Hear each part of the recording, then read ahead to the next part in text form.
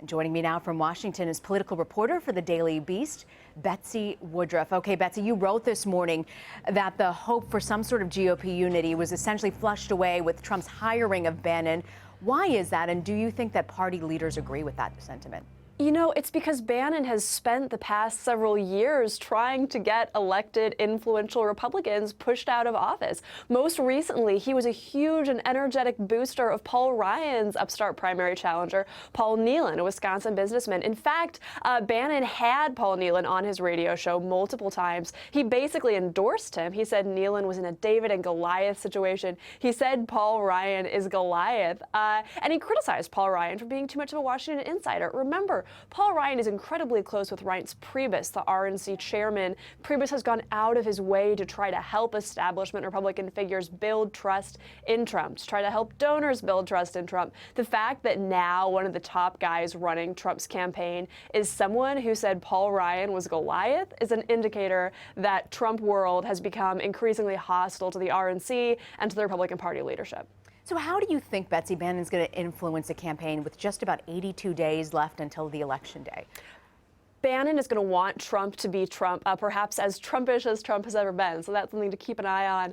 Breitbart.com, which is the site that Bannon helmed until he took a leave of absence to join the Trump campaign, has gotten a lot of criticism for sometimes seeming even cartoonishly pro-Trump. People like to call it Trump Bart. They're one of the few sites that suggests that polls showing Trump is down maybe aren't true. They've never found a Trump foe. They couldn't dig up a conspiracy to try to discredit. They invested a lot of column inches or internet column inches in criticizing the Kaine family, in supporting Trump in his criticism, in some places even going further, pushing conspiracy theories about the Kaine family being anti-American or being sort of secret fifth columnist type folks. That's who is now running the Trump campaign. The fact Bannon is going to take that Breitbart sensibility, that sort of undiluted faith and enthusiasm for Trump, and bring that to the Trump campaign. It makes it much less likely that Trump is going to try to moderate his rhetoric or be any more constrained on a personality level. And Trump even said earlier this week he's not interested in pivoting. He's not interested in changing as a candidate. There were some reports earlier that campaign manager Paul Manafort made Trump feel a little boxed in. So are you saying that Bannon's pretty much going to play foil to Manafort style? I think it's likely that Bannon's going to have a lot more clout than Manafort will. All the evidence that we've seen indicates Manafort is sort of being sidelined. We've seen reports that he's going to be spending more time in the Hamptons. Bannon and Kellyanne Conway are the new team in charge. And Bannon's style probably could not be more different than Manafort's. So we can expect to see Trump be even more of an attack dog than he has been. We can probably expect to see a bit more consistency. You know, over the past month or two, we've seen two different versions of Trump, teleprompter Trump and then rally Trump. I think it's likely that the toned down, on message, teleprompter Trump, that we're going to be seeing a bit less of that now that Bannon has so much clout. Let's talk Trump tweets, why don't we? Something interesting he tweeted out this morning, and he wrote here, "They will soon be calling me Mr. Brexit." Help us make sense of this, Betsy. What do you think he meant by that? Well, Trump is probably drawing a parallel between his campaign and the Brexit vote in the UK. Remember, in the lead up to that vote, basically all the public polls indicated that the British were going to vote to stay in the European Union, but instead there was this upset and the Brits voted to leave, which sort of jeopardized, in some ways, you know, the stability, or at least the cohesion, obviously, of the European Union.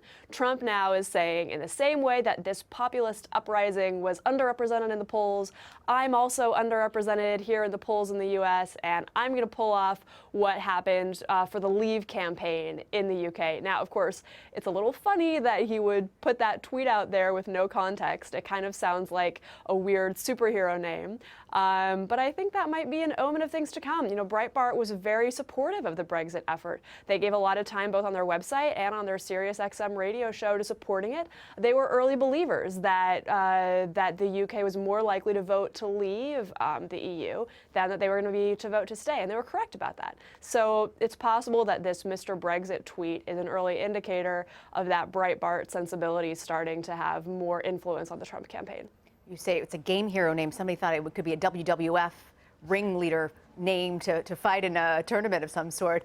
I want to turn to Clinton, though, before you go. You reported yesterday about comments about vice presidential nominee Tim Kaine, something that he said in 2002 about President Clinton, that he should have resigned over the Monica Lewinsky scandal. Will Kaine's former comments come back to bite him?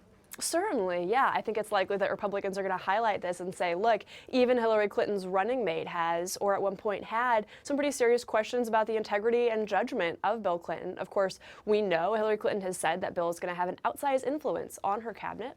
She sees him as an asset, as a feature, not a bug to her campaign. The fact that Tim Kaine has made these statements, that he criticized Bill Clinton and even suggested the Lewinsky scandal could have been disqualifying, of course, that's unhelpful to the Clinton campaign.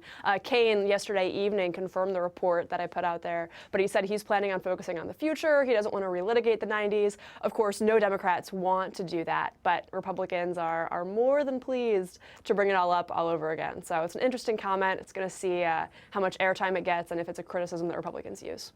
Betsy Woodruff in Washington. Betsy, thank you. Thank you.